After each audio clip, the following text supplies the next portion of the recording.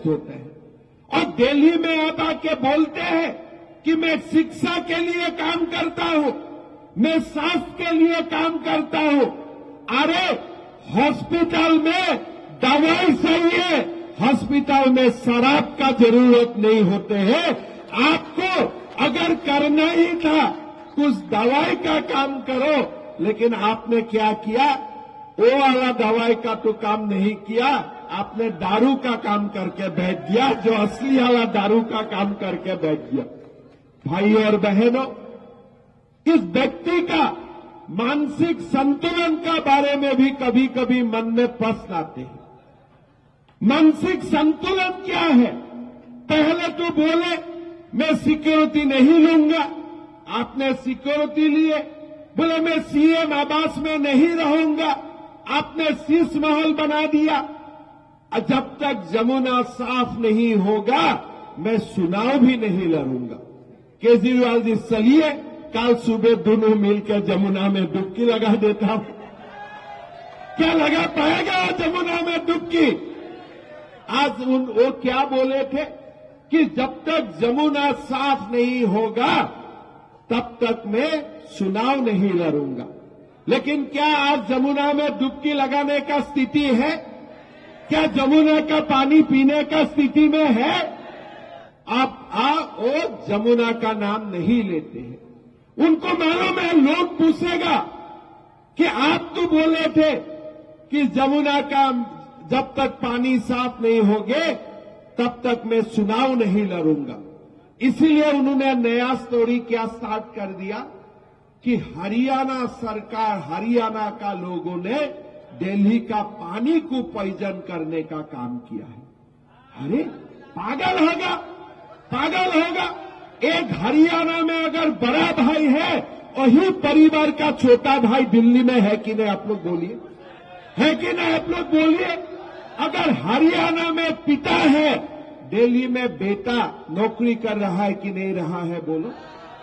केजरीवाल जी का जन्म कहां हुए थे? जो अपना जन्मभूमि का बारे में इतना खराब बोल सकते हैं, उसके लिए आप और मेरा क्या वैल्यू है, आप खुद सोचिए। आज हम मर जाएगा, आज हम मर जाएगा। आप बोलिए कि हमें देश का सबसे ज्यादा पद आपको मिलेगा, आप असम का बारे में खराब सब बोलिए। मैं क्या बोलूंगा? भाई मैं छोटे व्यक्ति हूं, मैं मर जाना पसंद करूंगा, लेकिन असम के बारे में मेरा खराब बात मैं बोल नहीं सकूंगा। इतना तो हर लोगों का आत्मा में इतना तो स्वाभिमान होते हैं। क्या आप सपना में भी कभी अपना गांव का बारे में खराब बोल सकते हो? कोई सपना में भी अपना गांव का बारे में खराब बोल सकते हो? आज आप लोग दिल्ली में है, लेकिन अपना कोई ना कोई तो गांव से ही तो हम लोग यहां आए थे ना। क्या हम लोग अपना गांव का बारे में इतना खराब बोल सकते हो? आज आप क्या बोल रहे हैं कि हरियाणा का लोगों ने दिल्ली का पानी में जहर मिला दिया, जहर मिला दिया। तो उससे खराब मानसिकता और क्या हो सकता है? आप खुद बोलिए। मानसिकता को देखिए। मैंने जिंदगी में बहुत पॉलिटिशियन मैंने देखा, लेकिन अपना जन्मभूमि का बारे में इतना गंदा बोलने वाला पॉलिटिशियन मैंने जिंदगी में मैंने नहीं देखा। उन्होंने क्या बोला कि कांग्रेस से संबंध करने से अच्छा है मैं मेरा पार्टी को ही बंद कर दूंगा। लेकिन क्या किए? लोकसभा में वो कांग्रेस का साथ समझौता किए थे कि नहीं किए थे? कांग्रेस का साथ वो मिल के चुनाव में वोट मांगे थे कि नहीं मांगे थे? और कांग्रेस से उन्होंने क्या क्या नहीं सीखा। जैसे सोनिया गांधी जी ने अपने वो प्रधानमंत्री नहीं बने, लेकिन अपना इशारा से चलने वाला प्रधानमंत्री बना के रिमोट कंट्रोल सरकार बनाए। ऐसे में ही तिहाड़ में बैठे बैठे अरविंद केजरीवाल जी ने रिमोट कंट्रोल सरकार बनाना भी सीख के आए हैं।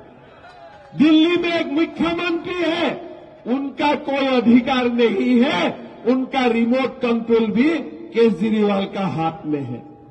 तो किसी ने पूछा मुझे कि ये सब कहां से सीख के आए हैं। मैं बोला स्कूल और कॉलेज में तो जरूर नहीं सीखे थे, अगर कहीं सीखे हैं तो तिहाड़ में बैठ के ही सीखा होगा, और कहां सीखने के लिए मौका मिलेगा।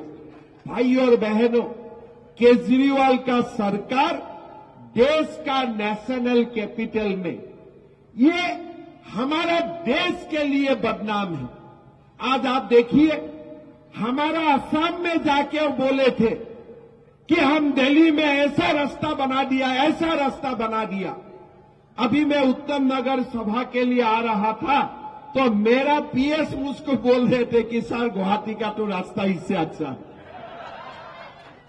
तो कम से कम हमारा प्रदेश में, हमारा कैपिटल में ऐसा तो नहीं हो सकता है। कभी कभी असम का लोग मुझको पूछते हैं कि दिल्ली में तो बहुत काम हुए हैं। मैं बोला कहाँ गए थे दिल्ली में आप लोग? बोला हमने किया था नेहरू प्लेनेटोरियम देखे, राष्ट्रपति भवन देखे। मैं बोला असली अगर दिल्ली को देखना है, आप दिल्ली का जोगी झोपड़ी में आइए, दिल्ली का हालत देखिए, तब आप जाके बोलेगा कौन सा दिल्ली में हम रह रहा हूं। भाई और बहनों, कितना तक जा सकते हैं?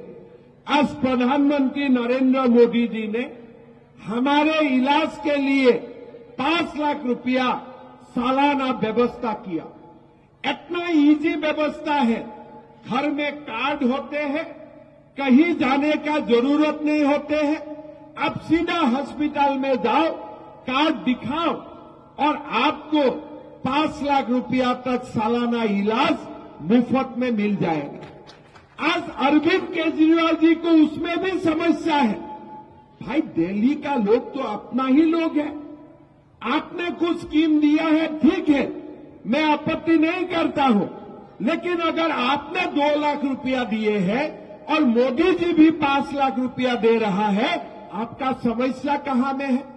7 लाख रुपया होगा, अच्छा से इलाज होगा। मोदी तो ये नहीं बोल रहे ना कि प्रधानमंत्री आयुष्मान भारत कार्ड आपने दिल्ली में लागू करो और आप केंद्र सरकार को आप इसके लिए आपको कुछ पैसा भी देना पड़ेगा। ये तो नहीं बोल रहे। मोदी जी क्या बोल रहे कि केंद्र का सरकार 100% रुपया देगा, आप गरीब लोगों को, आप मध्यम वर्ग का परिवार को आप आयुष्मान भारत स्कीम में लेके आइए, 5-5 लाख रुपया का कार्ड दे दीजिए, बीमार होगा इलाज होगा। केजरीवाल जी का समस्या क्या है? अगर आप मोदी जी का कार्ड लेके हॉस्पिटल में गए और आपका ट्रीटमेंट हो गया, तब तो आप मोदी जी के लिए अच्छा बात बोलना शुरू कर देगा। उसका कारण वो दिल्ली में आज तक आयुष्मान भारत का स्कीम भी लागू नहीं किए हैं। अरे भाई, आपको क्या करना चाहिए था कि मोदी जी ने 5 लाख रुपया का स्कीम दिए हैं, आप 5 लाख का कार्ड ले लो, साथ में मैं आपको 10 लाख का कार्ड दे देता हूं, आप 15 लाख रुपया का ट्रीटमेंट करा क्या? वो कंपटीशन वो नहीं कर सकता है। उसका मन में आपके लिए कोई श्रद्धा नहीं है। उनका क्या है कि मोदी जी का कार्ड लोगों का पास नहीं जाना चाहिए। भाई और बहनों, ये क्या एक मुख्यमंत्री का दायित्व हो सकता है? अपना परिवार को आपने हॉस्पिटल में जाने में अगर किसी को निःशुल्क चिकित्सा मिलते हैं, वो भी आपके लिए कोई पॉलिटिक्स का एक मुद्दा बन सकते हैं। भाई और बहनों, बीजेपी सरकार को इस बार दिल्ली में लाइए। 10 साल हो गए हैं, दिल्ली का विकास नहीं हुए हैं।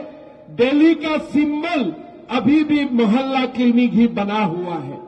भाई और बहनों, मैं आह्वान करता हूं आपको, दिल्ली से हर मोहल्ला क्लिनिक का जगह में दिल्ली में एक मेडिकल कॉलेज होना चाहिए और उसके लिए आप लोग बीजेपी को वोट दीजिए। एक नया दिल्ली हमें बनाना है, किस लिए? दिल्ली हम सबका है। हर परिवार, देश का हर परिवार का लोग दिल्ली में अपना सपना को साकार करने के लिए आते हैं। और ये दिल्ली का अगर विकास होते हैं, पूरा भारत का लोग खुश होते हैं। ये किस लिए दिल्ली कोई एक श्रेणी का नहीं है।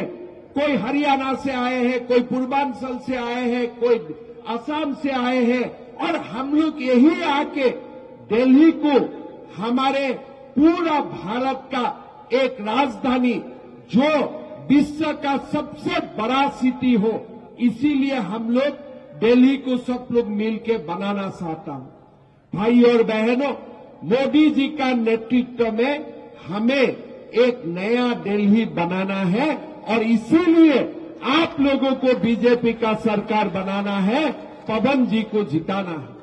भाई और बहनों, आज दिल्ली का सुनाए है, कोई काम में कोई कमी नहीं है। आज अगर बीजेपी का सरकार आते हैं, आपको डबल इंजन सरकार का मुनाफा मिलेगा। आपको ऐसा लोगों को वोट नहीं देना है जिसका पति जेल में है, पत्नी चुनाव लड़ रहा है, ऐसा लोगों को आपको वोट नहीं देना है। भाई और बहनों, केजरीवाल जी शराब का घोटाला करते हैं, और आपका विधायक गरीब लोगों से पैसा उठा के अपना दलाली करते हुए, क्रिमिनल काम करते हुए जेल में बंद होते हैं। और आज केजरीवाल जी का सिस्टम क्या है? अरे भाई, अगर आप मोकोका में जेल में है, चिंता मत करो, आपका बीबी को हम विधायिका बना देंगे।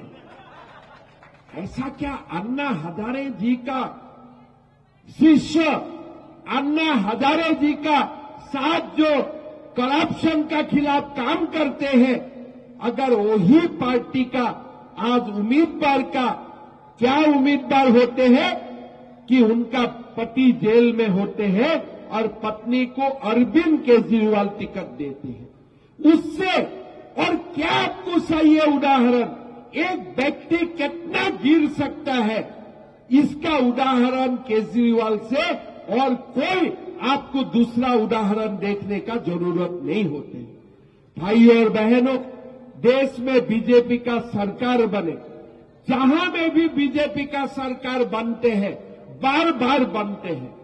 आप लोग एक बार सोच के देखिए, हमारा असम में 2016 में बीजेपी का सरकार बने, फिर जाके 2 बार और बने, गुजरात में 5 बार 6 बार सरकार बने, महाराष्ट्र में दूसरा तीसरा बार सरकार बने, हरियाणा में तीसरा बार सरकार बने। क्यों बनते हैं? बीजेपी का सरकार दोबारा क्यों बनते हैं? तीसरा बार क्यों बनते हैं? कारण बीजेपी एक गुड गवर्नेंस, सुशासन का एक मॉडल निर्माण करता है, इसीलिए वही प्रदेश का लोग बार बार बीजेपी को वोट देते हैं। बीजेपी का हिस्ट्री क्या है? अगर कहीं एक बार बीजेपी का सरकार होते हैं, दूसरा बार, तीसरा बार, चौथा बार भी बीजेपी का ही सरकार होते हैं। क्यों होते हैं? इसलिए चुनाव का समय हम जो भी बोलते हैं, हम करके दिखाता हूं। हमारा असम में पहला बार सरकार आए, छोटे प्रदेश है, हमने वादा किया था कि हर माताओं का बैंक अकाउंट में हम 1250 रुपया हर महीना देने का काम करूंगा। ये वादा मैंने कब किया था? 2019 सन में। तब लोगों ने पूछा थे, भाई ये कैसे हो सकता है? हमने करके दिखाया। पवन जी जाके खुद देख के आए, असम का 40 लाख माताओं का बैंक अकाउंट में हर महीना 1250 रुपया जाते हैं। केजरीवाल जी क्या बोले थे कि हम माताओं का बैंक अकाउंट में 1000 रुपया डालने का काम करेगा। किसी को मिला है 1000 रुपया? किसी को मिले हैं? आज मोदी जी ने अपना दिल बड़ा करके बोले हैं कि अगर बीजेपी का सरकार बनेगा, हर माताओं का खाता में 2500 रुपया प्रति महीना आना शुरू हो जाए। जब मोदी गारंटी देते हैं, वो गारंटी पूरी होने का भी गारंटी होते हैं।